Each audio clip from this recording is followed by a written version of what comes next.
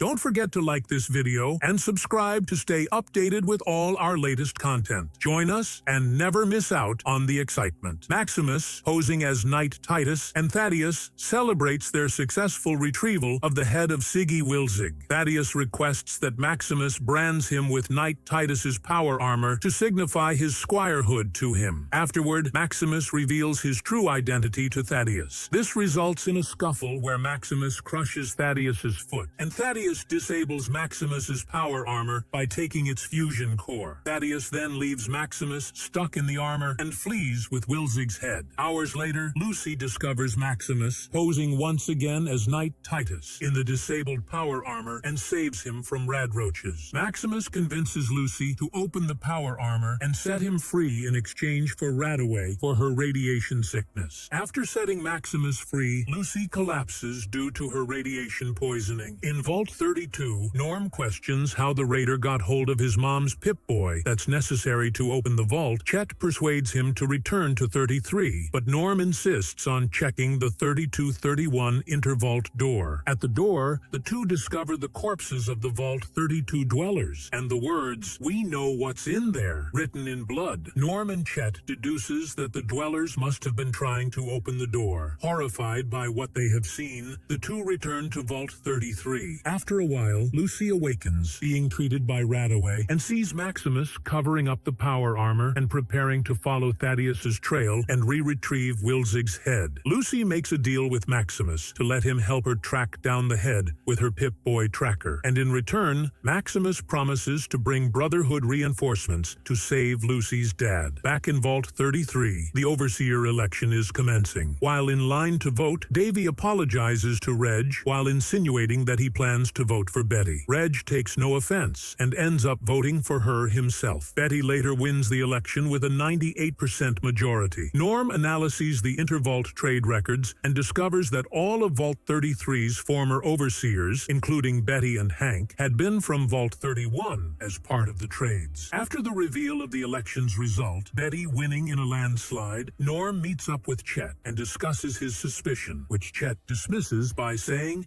that Vault 31 had a better education system, more resources, and a tradition of voting for overseers from Vault 31 exists in Vault 33, plus a snappy rhyming slogan of "When things look glum, vote for 31. Norm visits Steph's suite, where Chet has begun a relationship with her and helps care for her newborn, albeit without enthusiasm. Norm asks Steph, who is a former Vault 31 dweller, what was different between the two vaults. She responds that Vault 31 had better mashed potatoes, to which Norm replied that it was the same response Hank had said. Lucy and Maximus pursue Thaddeus and Wilzig's head. Along the way, the pair bond, with Lucy asking what has happened in the past 200 years after the bombs dropped, and Maximus replies that the bombs dropped when he was a child. Lucy also questioned the Brotherhood's motive and of the general education on the surface. At a bridge crossing, the duo meets with Javan and Rink, another pair of traveling wastelanders. Lucy attempts to broker a peaceful crossing by making both pairs raise up their arms in a show of peace. After Javan notices Lucy's Pip-Boy, he and Rink shoot at Lucy and Maximus, wounding him. Maximus quickly downs the two travelers with Lucy's gun. Upon searching them, he declares that they are fiends, cannibalistic raiders. The traveling pair then arrives at Shady Sands, where Lucy is shocked to learn from a billboard that over 34,000 people had lived there after the war, and Maximus tells her of the existence of the new California Republic. Learning this, she questions the vault's reclamation day and of the purpose of the vault, to which Maximus says that the NCR didn't succeed in their mission of rebuilding society. Maximus shows Lucy the crater that is the remnant of Shady Sands. When Lucy asks Maximus what happened, he replies that it is the same thing that always happens. Everyone wants to save the world, they just disagree on how. Lucy then wonders if anyone had survived, and Maximus reveals that he is a survivor of the destruction. Realizing that Maximus's wound is serious, Lucy leads the pair in search of aid and arrives at the Research and Development Building of Hawthorne Medical Laboratories. She enters first, gun drawn. After a bit, Maximus enters, but when trying to find Lucy, he's trapped in a small room and gassed. In Vault 33, Betty makes her first edict to transfer a number of the vault's population to Vault 32 as a means of a resettling marketing campaign. Betty leads the Vault 33 residents on a tour through the refurbished Vault 32. Norm has flashbacks showing the stark contrast between the current condition and the dystopian conditions of 24 hours ago. Norm commends Betty on the cleanup and asks what happened to his mom's Pip-Boy after her death. Betty replies that it was buried with her, and that she and Hank were the ones who buried her themselves. Elsewhere, Lucy and Maximus wake up in Vault 4. Sometime before the Great War, Cooper Howard films a commercial for the Vault Tech Corporation. In the commercial, he shows the camera inside Vault 4, a veritable Camelot of the nuclear age, governed entirely by scientists. He introduces the Hawthorne family, headed by Lloyd and Cassandra, who are scientists studying radiation's effects on human DNA. Lloyd explains that their family and 80 others will participate in a 5-year trial period living in Vault 4. Filming wraps, and Cooper is introduced to Bud Askins, who runs Vault Tech's Southern California division. He formerly worked at West Tech and helped design the T-45 power armor, which he admits had numerous design flaws. Cooper, who served in the United States Marine Corps, bluntly informs him those design flaws got many people killed. Bud changes the subject to business. He tells Cooper the ultimate weapon to crush competition is time, and the future of humanity is dependent on one word: management. A displeased Cooper quickly leaves the conversation to join Barb. She tells him they will all be attending a wrap party. He is further disappointed to learn he and Barb will be hosting it at their home. Cooper muses about the things he's willing to do for his wife. At the party, Cooper is uncomfortable among the Vault Tech employees present, including Bud Askins. Outside, he meets with his personal friend and fellow actor Sebastian Leslie, known for voicing a butler named Bartholomew Codsworth in a cartoon. Sebastian is the only one of Cooper's actor friends to attend the party, as the others have distanced themselves from the pitchmen for the end of the world. Cooper confides that he lost a movie role over the advertisements. Sebastian tells Cooper his friend Charles Whiteknife has become associated with known communists. Sebastian acknowledges that Vault Tech will soon run the world, while bad-mouthing a group of guests who have come to the party wearing Pip-Boys. He also admits to having recently sold his vocal likeness to Robco Industries to use for Mr. Handy robots. In return,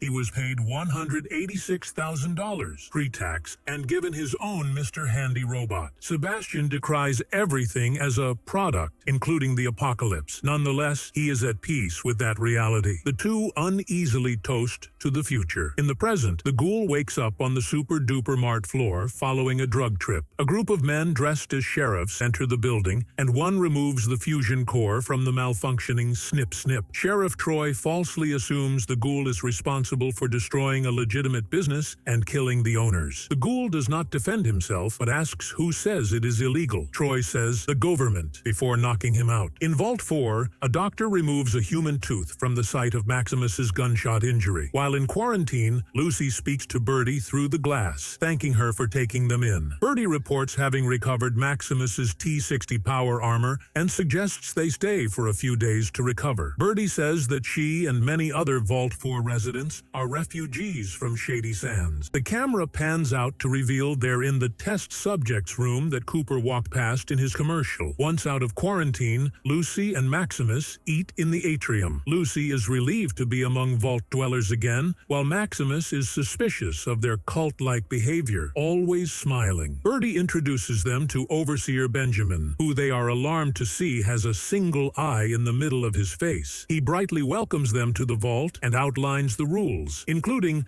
that level 12 is off limits. Lucy suddenly notices that many of the other residents also display bizarre physical mutations. In the past, Cooper entertains the idea of him and his wife quitting their jobs and moving to a ranch. Barb laughs off the idea. Cooper is dismayed when she puts on a Pip-Boy around the house and again suggests she quit Vault Tech. He points out that they have the money for a spot in a vault even without her job, and she says the job assures them that they'll be placed in one of the good vaults vaults, confusing Cooper. Barb avoids explaining and simply asks him to trust her. Cooper meets Charlie Whiteknife in a bar and voices his disgust at Charlie attending communist meetings after they both fought in the Sino-American War. Charlie claims that Vault Tech is evil and points out that they sell vaults to satisfy their investors. If peace is achieved, the vaults will be obsolete. Charlie recalls a movie they both starred in where cattle ranchers own more property than the sheriff, and the whole town burns down. He compares Vault Tech to the ranchers and the government to the sheriff. Charlie gives Cooper the business card of a funeral home where his meetings are held and encourages him to come. At home,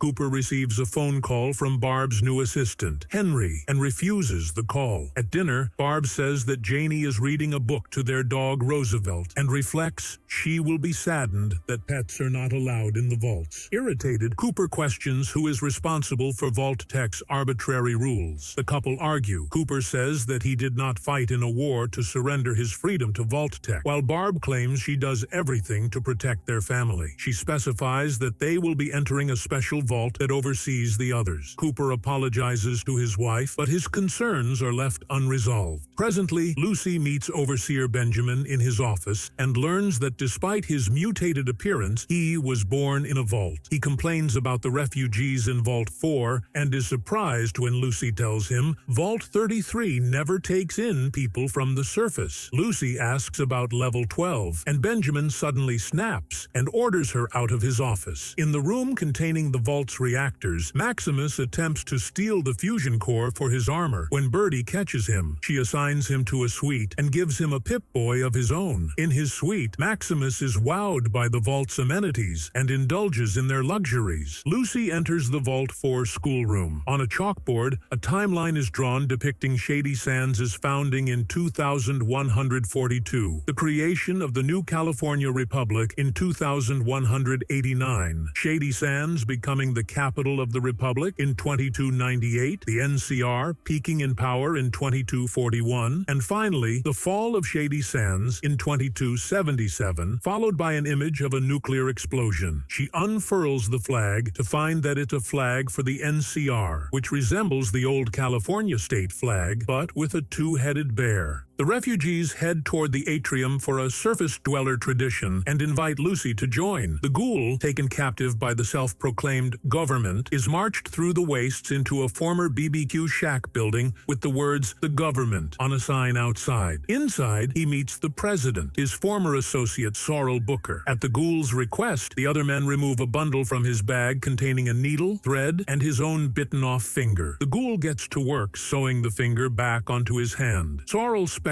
that his old friend continues living to look for her. The ghoul changes the subject and brings up a new faction leader, Lee Moldover. Sorrel claims that he and his gang are trying to bring order to the wasteland and points out that the super-duper mart he was found in was under their protection. The ghoul claims to be responsible for killing the owners and also brags about the battle in Philly, where he killed 9 or 10 people. Troy says his father lives in Philly, and the ghoul implies that he probably killed him. Troy points a gun at him before Sorrel de-escalates the conflict and orders his men to take the ghoul out back and feed him to the hogs. The ghoul overpowers and kills Sheriffs Troy and Rex, annoying Sorrel. He removes a wanted poster of Moldaver from the wall and asks Sorrel why he has it. The ghoul notes that Moldaver has changed since he knew her. In the past, Cooper drives to the scheduled meeting at the Hollywood Forever funeral home despite his discomfort with the group's politics. Charlie welcomes him to the meeting and acquaints Cooper with the main speaker, who is revealed to be Moldaver, then known as Miss Williams, who introduces herself as a big fan. In Vault 4's atrium, the surface refugees remove their Pip-Boys as the ritual begins. They light candles on a table in the center of the room and make hushing noises, confusing Lucy. She mimics their actions. However, when they begin stripped half-naked, she does not continue. They begin chanting about a flame mother and smear the ashes of Shady Sands on their skin. A portrait of Moldaver, the Flame Mother, is unveiled before the group, and they bow down to her. Lucy and Maximus have reversed their opinions on on the vault. Maximus wants to stay, while Lucy is suspicious. With the intent on proving her position, she takes an elevator to the forbidden level 12, which houses a laboratory. She sees jars of organic material and a video of a human woman giving birth to a spawn of gulpers, which immediately consume their mother. Venturing further, she finds several cryopods containing pregnant women. The lights illuminate, causing Lucy to hide from the doctor who treated Maximus. While she hides, the doctor hears her, activates an alarm, and retrieves a spear gun from a glass cabinet. Just as he catches her, and she throws a beaker of acid in his face. Several residents flow in and restrain Lucy as she yells that they're all crazy. Birdie responds that she'd likely say the same thing if she went into Lucy's home. Meanwhile, Maximus happily enjoys a bowl of popcorn while watching a video of a waterfall. See you in the next video.